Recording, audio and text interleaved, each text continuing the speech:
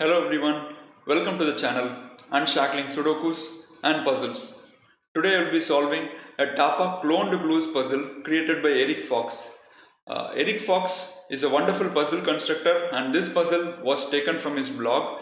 Please check out his blog for some wonderful handcrafted puzzles. I will add the link to his blog in the description of the video, and if you want to try out the puzzle yourself, please play it out from the link given in the description of the video.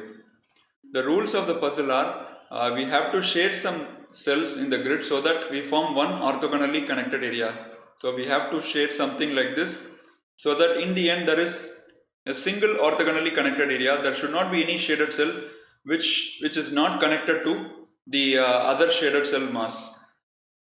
And clues cannot be shaded, so the given numbers cannot be shaded, and they represent the lengths of the blocks of consecutive shaded cells in the up to 8 cells surrounding the clue. Identical cells must have identical arrangement of shaded cells around them. No 2 by 2 region may be entirely shaded. So, for example, if you take this clue 1, 1, 2, you must have a single shaded cell. For example, something like this you need to have in the grid. So, one clue pertains to the one, and this shaded cell pertains to another one, and this 2 pertains to this 2 clue. Although this is not a valid arrangement because you need to connect all the shaded cells together. In the final solution, all the shaded cells must be connected together. So this is a normal Tapa puzzle, but the one we are solving now is a Tapa clone clues puzzle. So if you have a 5, for example, and if this is the arrangement of shaded cells around the 5, then whichever 5 is in the grid will have the same arrangement of cells, right? So these two 5s will have the same arrangement of cells. And similarly, the same is valid for other clues also. So it seems to be an interesting puzzle. Let us start solving the grid now. The easiest way to start this puzzle is to look out this clue because it's low valued and it is near the corner. So if I shade this cell, then for this to be connected to the rest of the grid, it has to come out at least 3 cells, either this way or this way. But we don't have a 3 clue in here, right? So this cannot be shaded, which means for the 1, 1, 2 clue, this will also not be shaded. Can I shade this? Yes, both of these can come out. But can I unshade this cell? So if I unshade this cell, then this cell can't be shaded because it would be isolated. So there will be a string of 3 consecutive unshaded cells. Now there is no way to satisfy this 1, 1, 2 clue. You can place a 1 here, a 1 here, and there is no way to place the 2. Or you can place the 2 here and a 1 here, and there will be no place to shade the remaining 1 cell. So which means that this cell cannot be unshaded. This would have to be shaded, right? Similarly, I shade the cell in the corresponding cell of the cloned clue. And using the same logic, this cell cannot be unshaded because if it is unshaded, then this would also be unshaded, and we'll have to place 3 entities in these 5 cells, which is not possible. So which means that this cell would have to be shaded, and correspondingly this cell becomes shaded.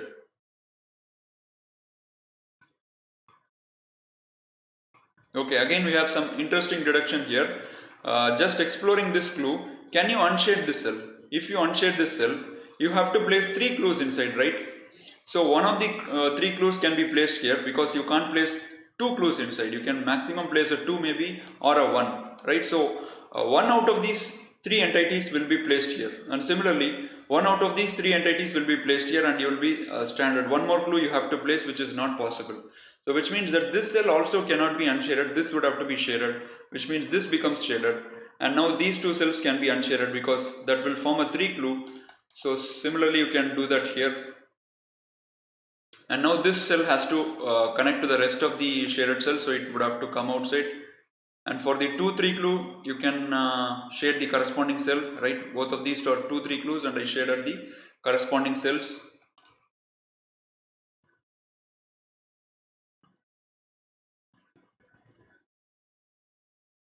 Okay, this would have to come outside, so it comes here. And now this mass of shaded cells would have to escape outside, right? It cannot escape out through this area because it will form at least minimum 5. So which means it would have to escape out through this way so that it's connected to the rest of the shaded cells. So both of these shaded cells we can do. Which means for the 4 clue, the 4th shaded cell will be here or here. So all these 3 cells are unshaded. So we can do that for the same 4 clue.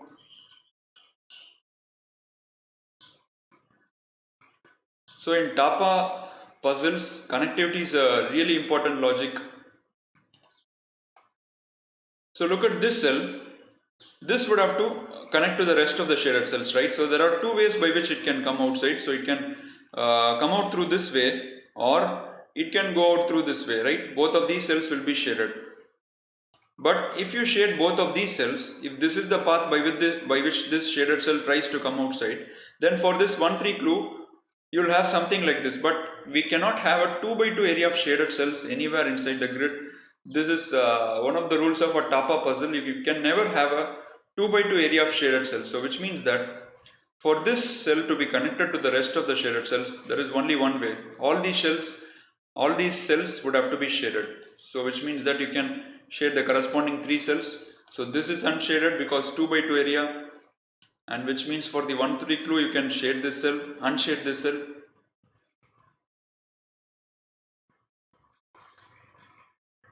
And we have satisfied the 3 clue for the 1-3 clue, which means this is unshaded because you have 3 shaded cells. You cannot shade the cell because the clue becomes 4. So this is unshaded, this is unshaded. And now for this string of shells will have to come outside through this way. And now for the 5 clue, I cannot unshade this cell because if I unshade, then I would have to continuously shade 5 cells and I am forming a 2x2 area, which means that this would have to be shaded, and for the same reason this also would have to be shaded, because if you unshade this, then both of these cells will be shaded and we have a 2x2 area, which means that this is also shaded. And now for this mass to be connected, the only way is to have these 2 shaded cells or these 2 cells shaded. So which means that this is unshaded. And now we can reproduce the same for this 5 clue. A wonderful puzzle, guys. These kind of puzzles are so much fun to solve. A really wonderful puzzle from Eric Fox.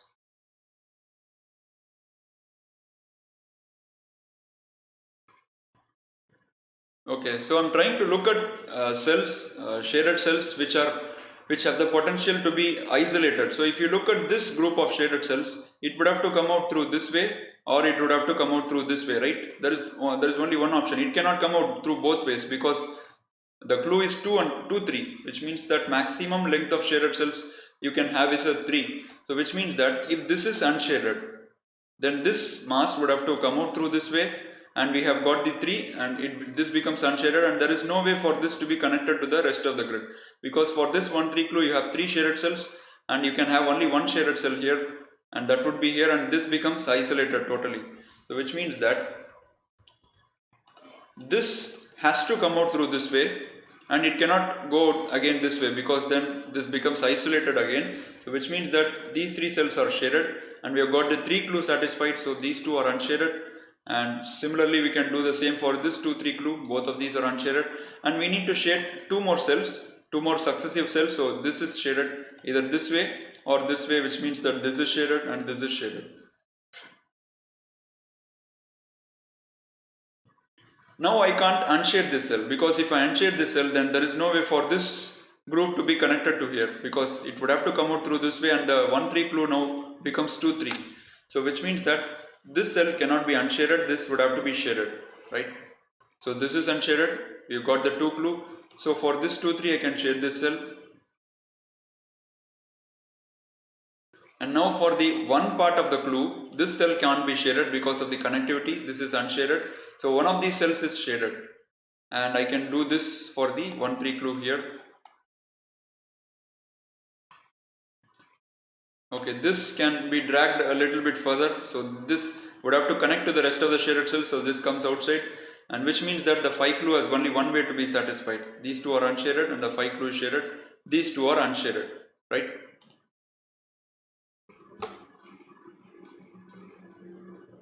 So for the 3 clue I can't shade this cell, because if I shade this cell, there is no way I can form a successive run of 3 consecutive cells, right? Because it would have to go this way or this way, and both cases form a 2x2 pattern of shaded cells. So which means this is unshaded.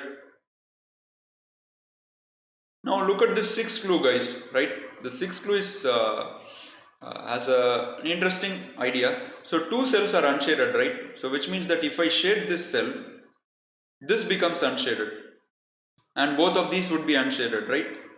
And if I shade this cell, then this becomes unshaded and these two cells are unshaded. So the other way, the last option is to unshade both of these cells, in which case all these would have to be shaded. So there is something common here. The thing is that these unshaded cells can be maximum over these four cells only, right? You cannot have an unshaded somewhere here, because then you will form a 2 by 2 pattern. So either if you shade this cell, these two cells are unshaded. If you shade this cell, these two cells are unshaded, or these two cells can be unshaded. These are the only options left, which means that all these four cells would have to be shaded. No matter what happens here, the unshaded cells will be distributed here. So all these four cells become shaded, and for this sixth clue the same happens here. And now 2 by 2 unshades this cell, unshades this cell. So this cell would have to be shaded. For the 1 3 clue, this cell would have to be shaded, and due to connectivity this comes outside. The 4 clue is unshaded, and we can reproduce the same for this 4 clue. And 2 clue is satisfied, 2 and 3 are both satisfied. This is unshaded, and this would have to come outside, so this is shaded. And I can do the same thing for the 2 3 clue. Okay, it's already done. So the 6th clue has one more extra shaded cell, so this comes outside. So now you'll see that out of these 3 cells, 2 are unshaded, right? So this would have to be unshaded either way. So this is unshaded.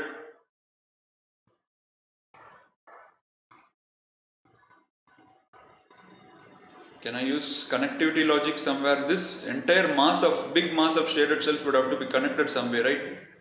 Okay, there are potential 2 ways by which it can connect, either through this area or this area. So it's not clear now.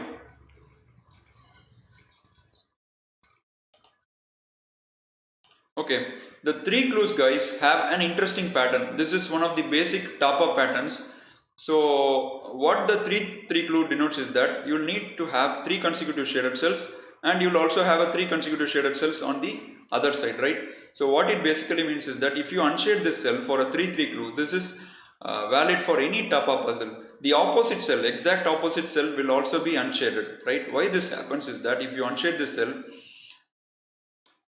we know that there must be 6 shaded cells in these 8 surrounding area, out of which 2 are unshaded. So the moment one is shaded, you cannot have another unshaded in the immediate successive cell. That is not possible, because if you have this way, then all the 6 cells will be together and this becomes a 6th clue.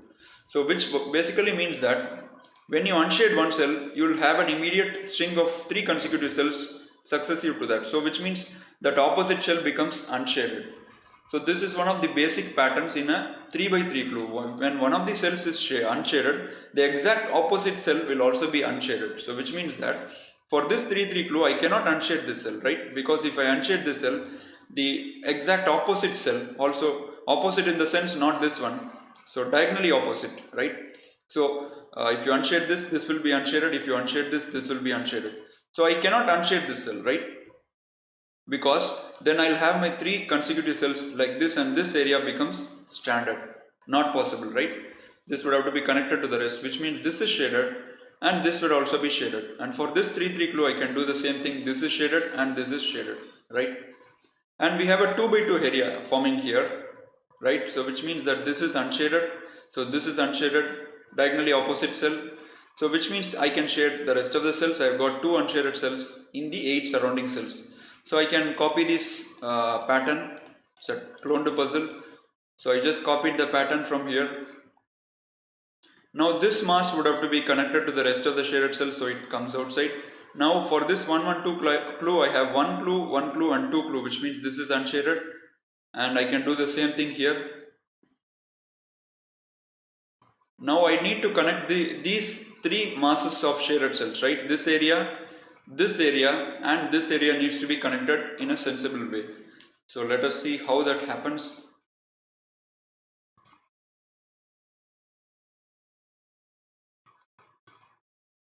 Okay, look at this area, guys. This is interesting. So this would have to be connected to the rest of the shaded cells, right? So either it comes through this way, in which case this will be unshaded, or this way, in which case this will be unshaded. But what happens if I shade this cell? So for the 3 3 clue, these cells will be shaded, right? And immediately for this 3 clue, the same 3 shaded cells will be reproduced there. And now all these cells will be unshaded because the 3 is satisfied, and similarly this 3 is satisfied. So now you'll see that we have formed a shaded cell mass which is not connected to the rest. There is no way for it to connect to the rest of the cells, right? So which means that I cannot shade this cell because immediately I get this pattern. So which means I would have to get out through this way. So this is unshaded. So all these cells are unshaded. All these cells are unshaded, and all these 5 unshaded cells can be reproduced here, and these 3 shaded cells can be reproduced here. And now I have managed to connect through 2 of the big 3 masses of shaded cells. So okay, there is only one way for this bottom half and top half to be connected. This cell would have to be shaded, because if I unshade this cell, then there are 2 big masses of shaded cells which cannot be connected. So this would have to be shaded, and now I have satisfied the 6th clue. There will be 2 unshaded cells, and I can reproduce the same here. And with that, we have completed this absolutely gorgeous puzzle by Eric Fox. It was so much fun to solve, and I too really enjoyed doing a puzzle for a change. I wanted to do a puzzle because I've been doing Sudokus for so many days, so I thought of doing a puzzle for a change. You may get to see me doing more of puzzles in the coming days. Who knows? I'm not sure. So hope you guys enjoyed watching me solve this beautiful puzzle. Please check out the blog of Eric Fox. It has many such wonderful puzzles. So we hope to see you again soon with a video. Take care until then. Bye bye.